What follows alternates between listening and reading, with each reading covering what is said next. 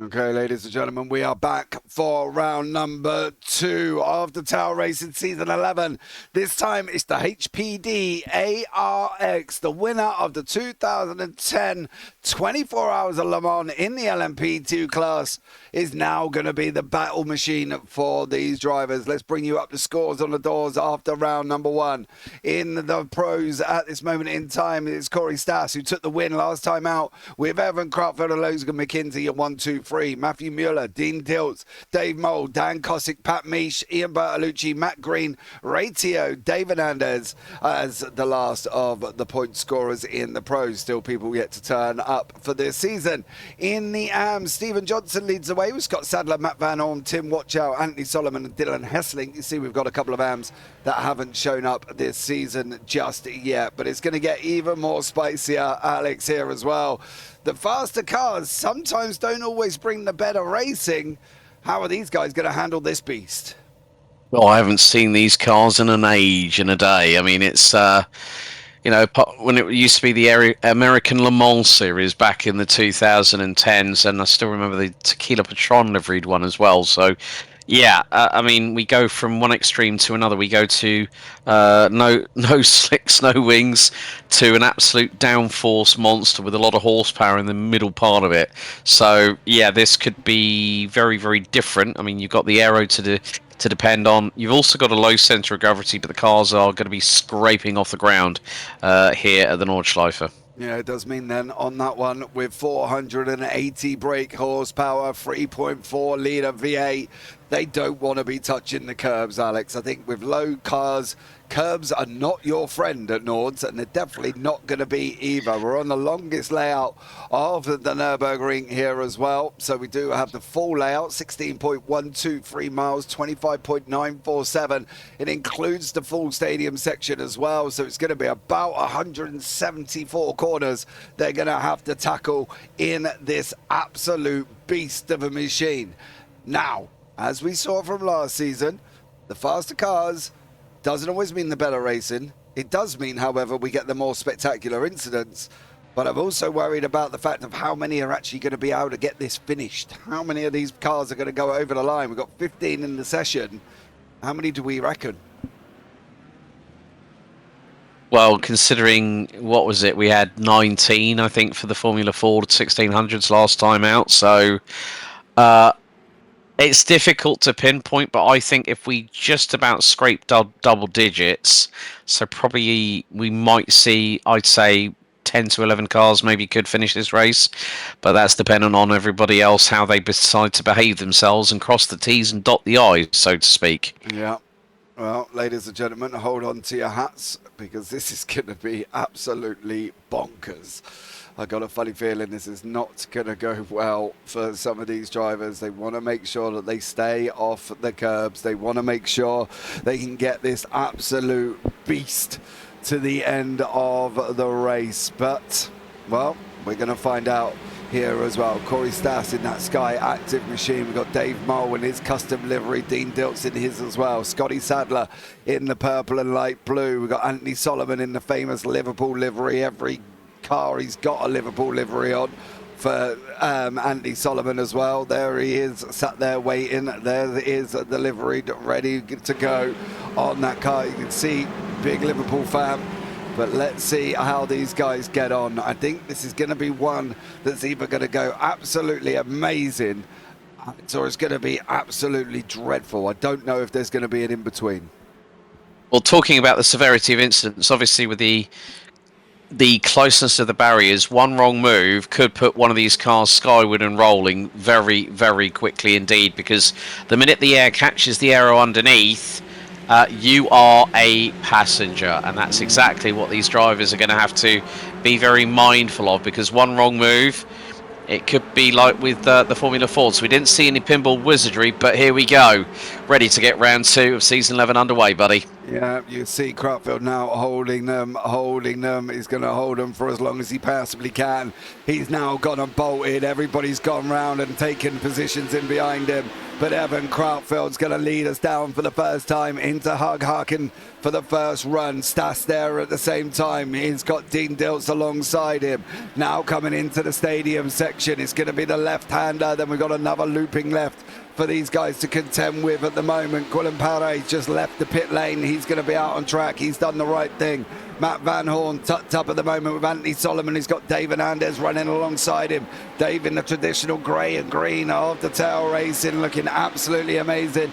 But it is Evan Crutfield for that first run through the Ford curve down into Dunlop. He's got the job. He's got the whole shot, Alex, and at the moment he's leading the field.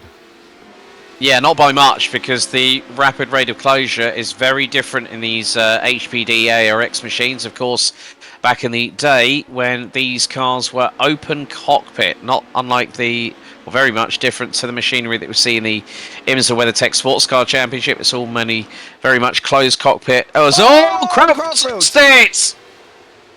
Oh, dude, not a great opening for Evan Crutfield. He's all the way down the bottom of the order, even past Quillen Paré, I think. Is Paré going to get past him here? Yep. Oh, Evan Crutfield all the way down the back, but that's one of the problems. Cold tyres, of course. That's the thing. Now, I'd be interested to know if the new tyre model that came out for hypercars, whether or not that's affected these cars or not, because they are technically legend status in iRacing. So I don't know if they've been touched in that situation. But Evan Crutfield losing it lap one up through the, he was up through Busteiner, I believe, at that moment in time. And that's going to free up Corey Stas just to absolutely motor away here again. In through floodplains they go. They're going to be going down into Arenberg very, very shortly. And at the moment, Corey Stas has got this all to himself. I do want to have a look at what speeds we're going to get out of these cars, Alex, because I think it's going to be mighty. Okay, well, we did have 135 miles an hour top speed out of the Ray Formula Ford 1600s. I'm thinking 180, 190 miles an hour. These cars, which sound absolutely glorious as they go over floodplaats for the first time and into Arenberg. This is where you're going to really see the speed of the cars. Look, we're at 170 miles an hour, 176, 180, 182. I think we're going to be probably topping out at about maybe close to 200 miles an hour down the Dottinger Höhe with a slipstream at least going into Tiergarten, as we've got the battle a little bit further back between Matt Green, Dan Kosick and Anthony Solomon. It's Scott Sadler who is currently leading the way, currently second in the AMS on 29 points, just one behind Stephen Johnson. Matt Van Horn rounds out the top three in the AMS standings as we are at breakneck speed. Look at the speed they are carrying. I mean, we saw in qualifying lap times around about just under a 7-minute 40. So you're going to see the insane acceleration. Second gear, third gear. You've got a short shift here as well to carry the momentum through the corner. You can see that the revs are not all the way round to the rev limit, but it's just to keep the traction on these very heavily aero-dependent car. You can see the grills just above the the back end of the front wheels. That's just to help with the aero flow through the wheel arches, to cool the brakes, and then also to carry it over the top part of the car. Yeah, absolutely. These guys as well. Don't forget, for the first 11 races of this season, it's open setups, so they can do what they like with these cars. We've seen it massively over the seasons we've been here. Cars 2 seconds on the dot and a hoe out in front, Alex. And oh, Dave Moe! Dave Moe! Dave Moe! You can see that the steering's knackered on the right front. Look, he's trying to turn that car. It's not wanting to turn anywhere. I think the steering's knackered on it, and that's going to be a pit lane trip there for him in the number 49. You can see that car is crabbing. That's not wanting to turn right at all. It's wanting to turn left. The steering rack's knackered. Suspension damage to the right front. Big hit into the wall for Dave Mull, and he's exited out. So was Stephen Johnson. Oh, the AM class leader, points leader after the opening round last time, is also out and in the pit lane. Yeah, he's jumped straight back to pit lane. We'll have a look at that as well. So, yeah, as I was saying before, Dave Mole interrupted me by putting it into the wall. Open setups. We've seen cars with 2 seconds lead down the Dottingham and lose it by the time they get down into Tiergarten because their setup is so aero-dependent and so much downforce. The top speed isn't there. I'm going to be interested to see how this one works out. They've only got the fixed race at the end of the race, at the end of the season for Duck Week. It is fixed and it is a free car. All the way through this season, it's open setups, and that's going to make a massive difference with this car.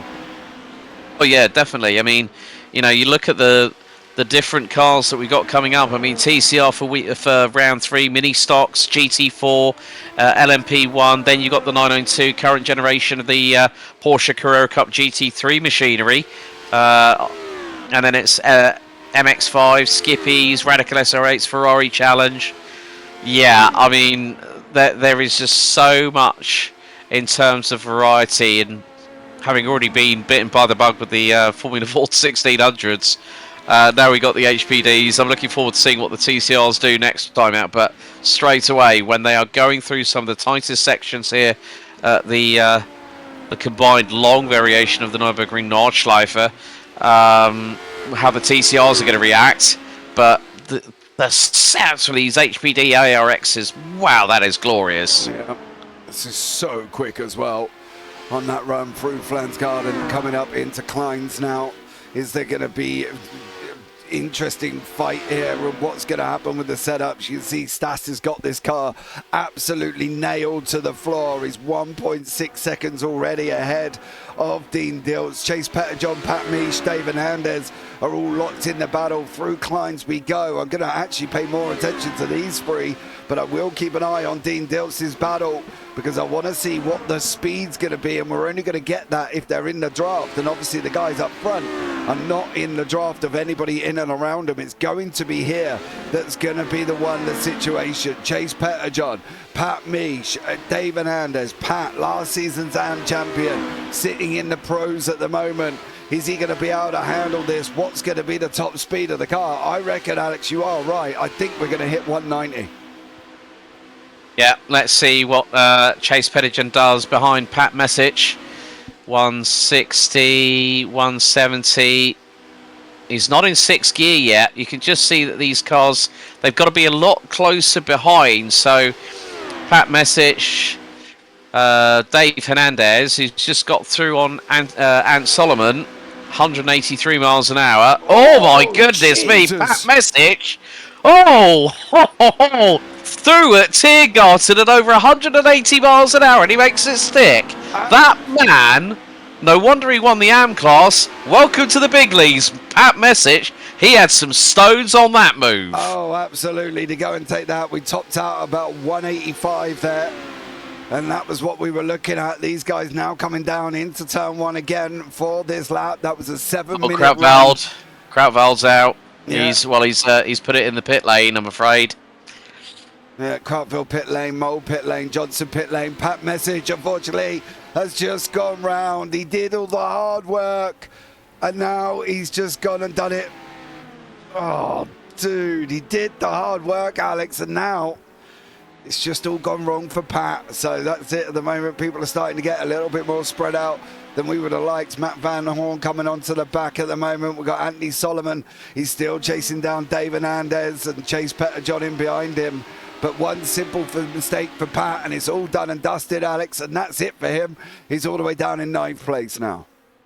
Yeah, it's like I said, it's because these cars are so low to the ground, and the curbing was not Pat Messich's friend there, right? At that point, you know, he turned it left, took too much to the curb, it beached the car, and it turned him around rather quickly. Chase Petterjohn flirting with the grass and the dust. Managing to still keep the throttle pinned, but yeah, it's going to be this battle here. I mean, Matt Van Horn closing in on Pat Messich, who lost a lot of time, let's not forget, and that was a real shame because he'd done such a brave and brazen move around the outside, coming through out of Tiergarten onto the main start-finish straight. It was a wonderful bit of beautiful racing, but he just threw it away like water under the bridge. Absolutely. Now we drop down once again. You can see on board with Solomon now. Let's keep on board here because I think this is going to be a run and a half for Anthony Solomon. In we're going to go.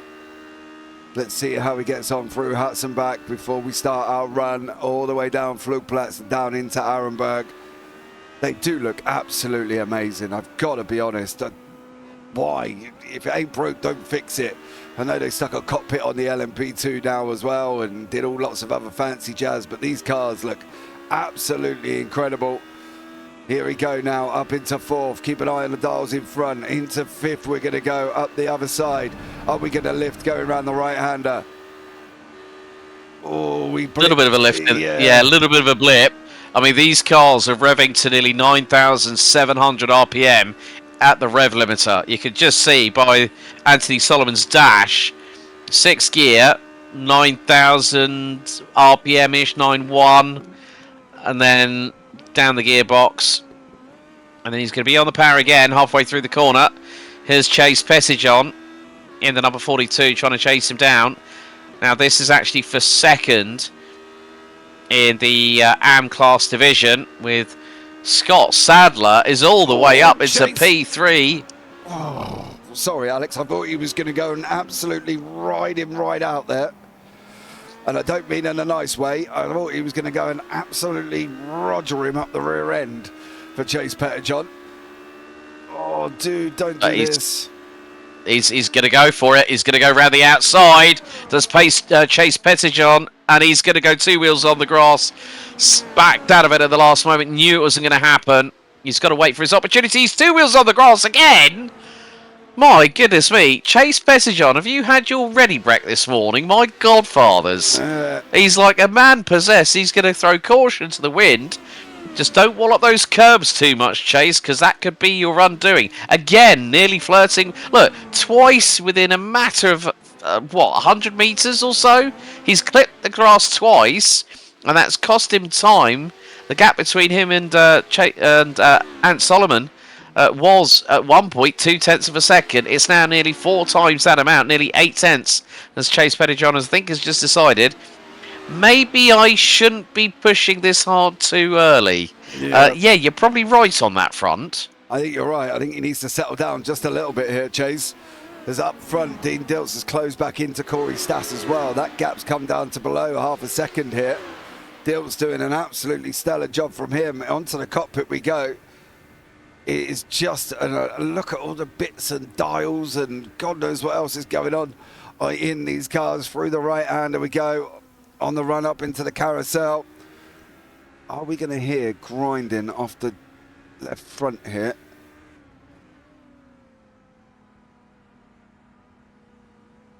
We're not grinding the left front onto the floor on the inside of the carousel there, Alex. So they must have enough height to get away with that one. But that is an absolute barnstorming looking car. Yeah. Coupled with the Fanatec livery on the side pods as well, but yeah, Dean Dilts has really closed in that gap. It was about 1.8 seconds, and you know, Dean Dilts now has got that gap to about half a second. So we're going to see the 2 tacticians that were battling away for the. Well, it was Dilts' early doors in the FF 1600 run last week. Or last time out, but Krautwald's now making a bit of a recovery at the moment. His first lap was a 8:09, obviously with that big moment early doors, but he's about 48 seconds away from our race leader. So with the speed of these cars, I would say that possibly Evan Krautwald. Look at the rate. That's over 160 miles an hour in that part of the circuit. And it's like 167, 170. Oh my godfathers, this is poetry in motion. Like literally, the rate of speed they were carrying through as they're going now into Kleins very shortly. Now, and then it's going to be the Duttinger-Hoa. So, can Dean Dilts close in? That gap is 0.3 of a second. As we ride on board with the number 891, we're very shortly now heading on to the Duttinger-Hoa. What's the speed going to be indicated? So you can see here 4/10 of a second, the slipstream starting to kick in ever so slightly, and we're about a third of the way down the Duttinger Hoe. 182, 183, 184, 186, 188. Look, now he's going to go to the outside. And at 186 miles an hour, 187, he makes the pass, but he's only a fraction ahead. Corey Stas has the inside line for Tiergarten as they go up the hill, but tilts round the outside, clips off the nose of Stas and gets through for the race lead as he comes out of the final corner very shortly, as we will complete half distance. Lap 2 completed, lap 3 underway. Yeah, this is going to be absolutely mental for these final couple of laps. This is the closest battle on the racetrack. There has been a problem for Guillaume Perret, and unfortunately he's gone dropping down the order. So has Pat Misch as well. Matt Van Horn jumped the car back into pit lane. Again, we'll have a look at this as normal, like the replay run-throughs we do a little bit later on. They're all marked up for us to have a look at the end of this race. But Horn, Amico, Paré, all in pit lane. I think Dave Mole, Johnson still running after their incidents early doors as well. It's going to be here, I think, who's going to be able to wrap this one up, Alex. The question will be, which way round is it going to be? Is it going to be Dilts? Is it going to be Stas? And could we see a Dean Dilts win?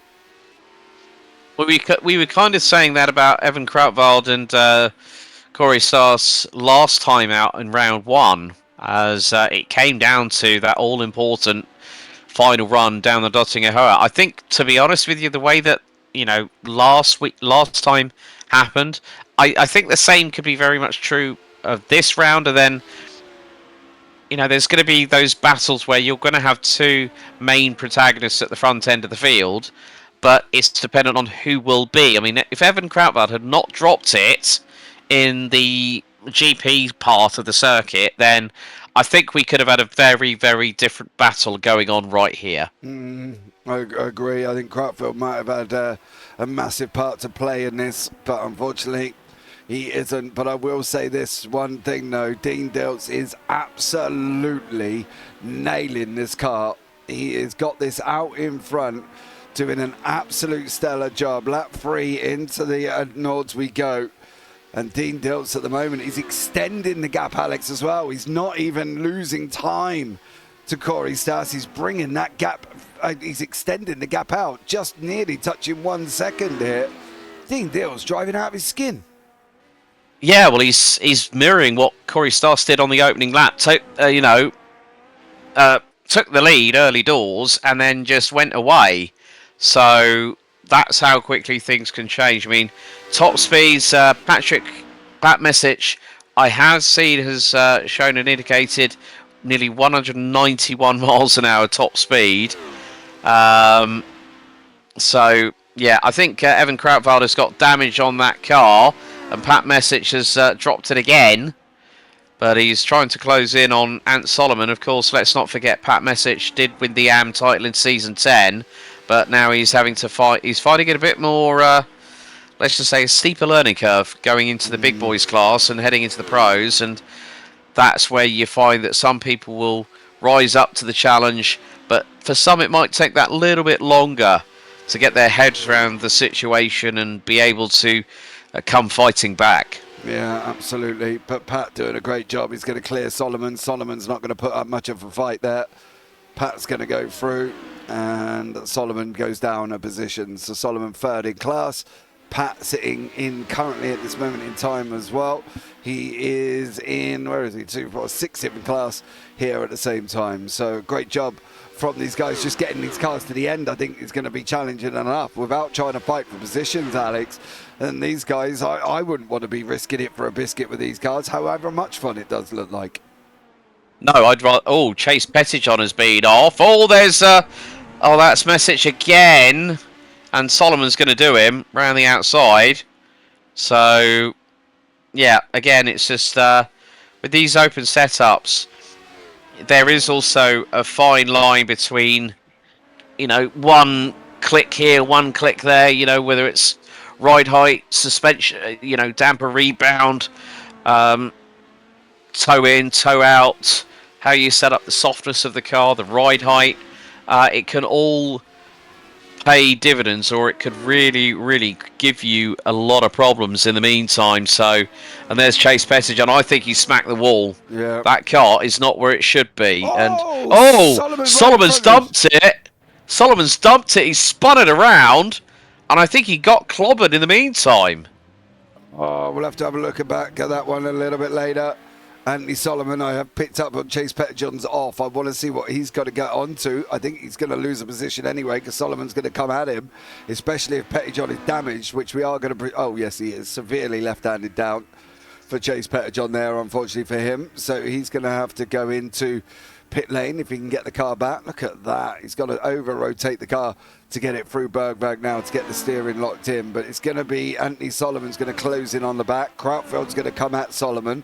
So this could be a battle to keep an eye on towards the end. The leader, they keep flirting within that second mark at the moment. 1 minute Stas is there, then he's not there. And now the run up here as well. Is he going to be there? That will be the question for Corey Stas. And can he get close? I think that the same modus operandi will be in the drivers' minds for the entirety of the season. Irrespective of what variation, whether it's the combined short, the combined long, or it's the full thing, it's more the case of how do I get the best out of every single car. There's a lot of work that goes in behind the scenes with these drivers when they have an open setup to play with, because there's a lot of trial and error. You want to get that car sort of dialed in to make it as easy as possible for yourself to drive. Be fast, be competitive, but also eliminate the need for any kind of mistakes. But when you put them in a race situation like we have now, it's a different pressure cooker situation altogether. Thereby, one driver might like leading. One driver might want to sort of keep a little bit further back and just wait for their opportunities to strike. As you can see that Corey Stas is now, 7/10 behind Dean Diltz, as we're very soon going to be going into the Kleiner Carousel and then heading back onto the Döttinger before we get the white flag lap. Yeah, it's going to be the final lap of the race. How close is this? What sort of setups is this going to be here? We saw Diltz make this move on lap 2. He's managed to hold it through 3. He's extended the gap on lap 3 to dropped out about a second. But what's the draft going to be? It is going to come down. We're going to go down into 8 temps very, very shortly. We're teetering on the edge. Stas still using him to pull him in. I don't know if he's going to be close enough by the time they get into Tiergarten. No, he's going to start kicking in very, very strongly shortly. 7 temps back for Stas at the moment. Still trying to get there. Down the other side for Dean Diltz. This is where it's going to close even more if Stas can get the run. Down 6 temps we go. It's going to be half a second by the time we get into near enough Tiergarten, Alex, but he ain't close enough. We now know that 8 temps going on to the Döttinger isn't close enough here. Needs to be 3 tenths, really, to be honest with you, James. Any more than that, and you are, maybe 4 tenths at a push, but 8 tenths, it's like you're being hung out to dry on the laundry line outside of the back window on the patio. It's like you are just sitting there waiting, hoping, praying that the car is going to start working for you and that the car in front is going to help you with that, slightly aero imbalanced dirty air, because the car will feel a little bit loose, a little bit slippery if you're pushing behind another car. So any slight movement with regards to the steering is over amplified, so is the braking and the throttle inputs as well thereby. But also one of the good things is that coming onto the final lap, well, I would rather be in Corey Stas' position at the moment, but I would want to be about here, about half a second behind, going into Kleiner, and if I can get a better run coming out in terms of what Dean Diltz does through the Kleiner Carousel and heading onto the Döttinger, then there's a possibility of a shot at the victory. As I said, again, this is the second race in a row in this early part of the season 11 for Tail Racing where we've seen the top 2 go away. Chase Pettijohn has now finally bit the bullet and gone into pit lane, and looks like also Ant Solomon who's done the same as well. But shout out to Scott Sadler, qualified the car 5th, running P3 overall. And Guillermo Parfitt, the number 52, who did the right thing, as you rightly said, now P3, as Chase Pettijohn now moves out of pit lane. But still, this battle here, as they go on to Nords now, Corey starts now giving Dean Dilts a little bit of a warning shot across the bow, saying, yep, you might be leading, but don't worry, there's a certain little somebody behind you with his headlights on. It's coming at him quite quick here for Stas. Is he going to be, where is that move going to come from? I think this is going to be down into, if he's going to try, it'll be down into Arenberg. Other than that, Dilts has got one final lap to hold on for here. You can see people dropping out behind. Solomon, unfortunately, he's just gone back into pit lane again. He's come out, he's had an incident once more. Parry's pit lane, Matt Van Horn's been in pit lane, John Amicos, Dave Mole, Steve Johnson. Right at the beginning, Krautfeld is obviously had some drama that dropped him all the way down to the back of the field. But here we go, ladies and gentlemen. It's the final run between Corey Stas and Dean Dilts. Dilts still holding that on as well. Down into Arenberg he goes. Dilts has just got to get this corner nailed. And then he's going to be on his way again. It's just going to be a fight for Dilts, but he's just got to do what he's done all the way through this race, Alex. Keep his nerve and hold on to it. Yeah, just park the car where you need to on the racing line. Just be very mindful of the high-sided curves, as we are now getting very, very close. We're about 40% of the way through the lap at the minute, and it's a case of where one wrong move, one mistake on over driving the car potentially. You've got to be very careful through this section. I mean, we've seen these two going through here at around about 150, 160 miles an hour. So at that kind of breakneck speed, you are constantly on the search for, not for perfection, but you want to have that precision. And there you see Dean Dilts using as much of the circuit as he can without going too far off it. I mean, there was a touch on a white line going through a couple of right-handers. But yeah, Dean's just keeping it nice and clean at the moment, and this is setting him up rather nicely at the moment for the race win. But yeah, Corey Stas now has to go 11 tenths a little bit just to try and close that gap. It's nearly 9.5 tenths of a second here on lap 4 out of 4, buddy. Yeah, it is. I don't know if Stas is going to be able to deal with this. I don't know if he's going to be able to get close enough. I think Dilts might have actually done a bit of a barnstorming job here to hold on, because this is mightily impressive from him. Through Bergwerk he goes, up the run now, up into Claricel, through Kashishan. And Dilts holding on, 7 tenths. Stas coming back at him, but I don't know if he's going to get there enough. 7. It's going to dip into the 6s here at the same time. People all spread out behind him. It was a battle of survival. We did say this at the beginning, Alex, that it was going to be a battle of survival in these cars. And unfortunately, as it has been shown, for whatever reason, the faster cars aren't always necessarily the greater racing. But Dilts and Stas, well, they've got about half a lap to prove us wrong here.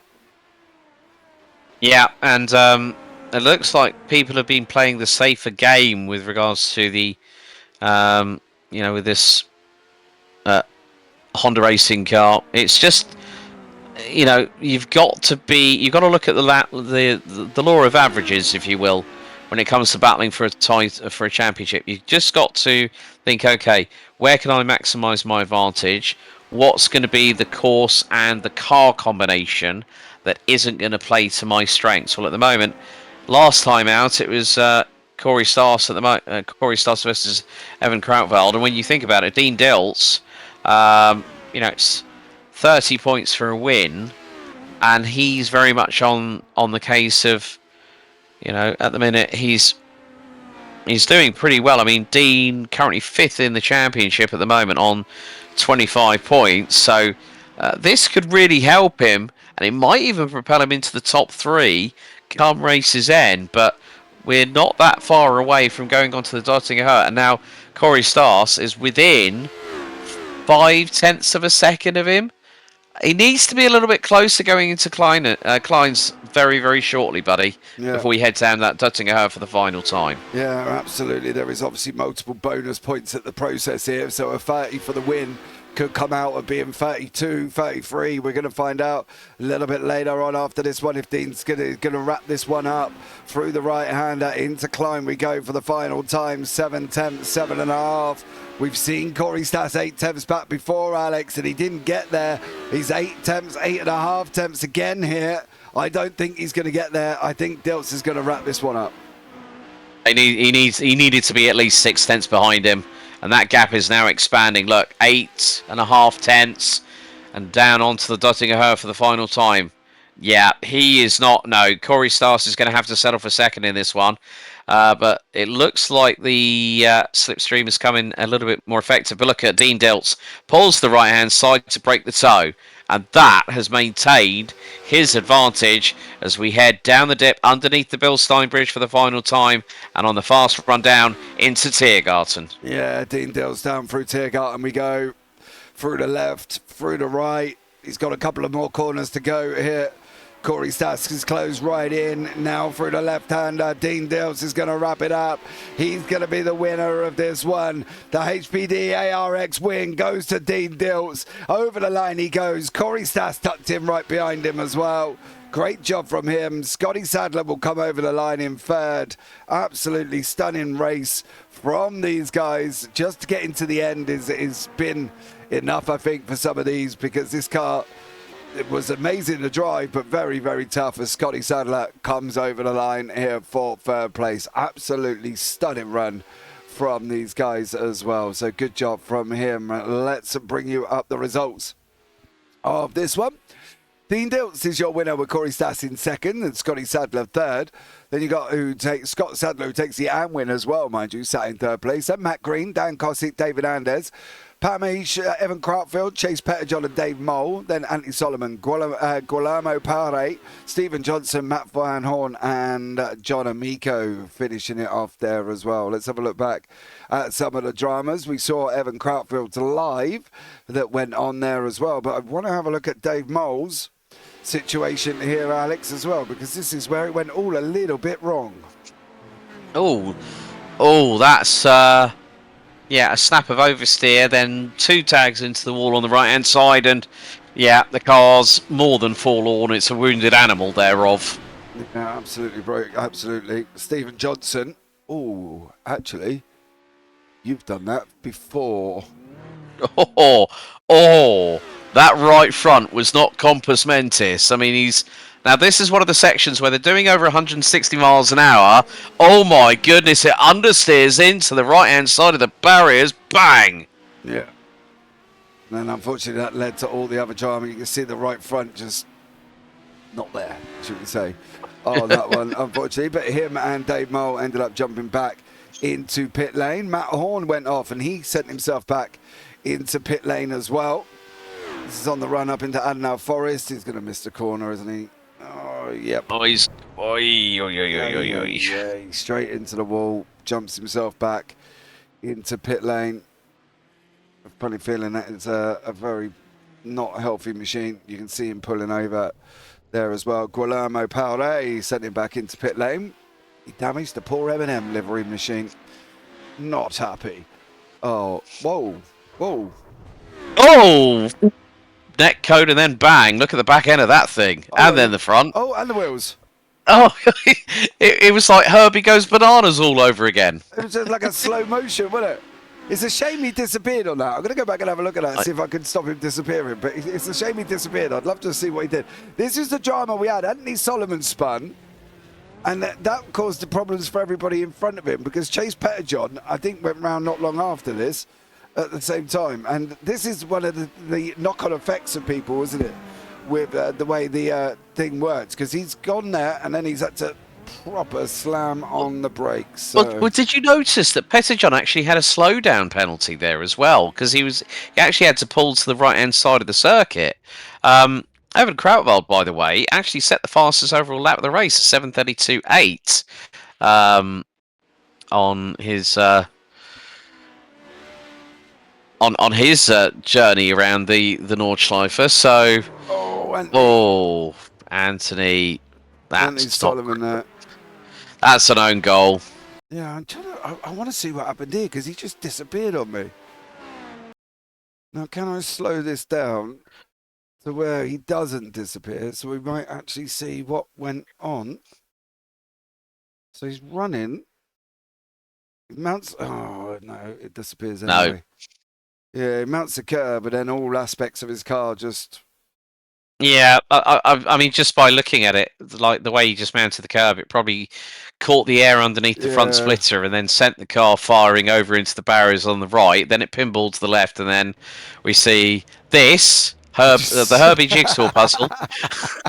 That's um, so bizarre, the damage model. I know, but that was absolutely entertaining to see. But well done to both Dean Diltz and Scott Sadler, our respective class winners here today. Absolutely. Right, guys, that's going to wrap up round 2. Join us for round 3 for the TCRs. That's going to be an interesting one as well. But I've been JP.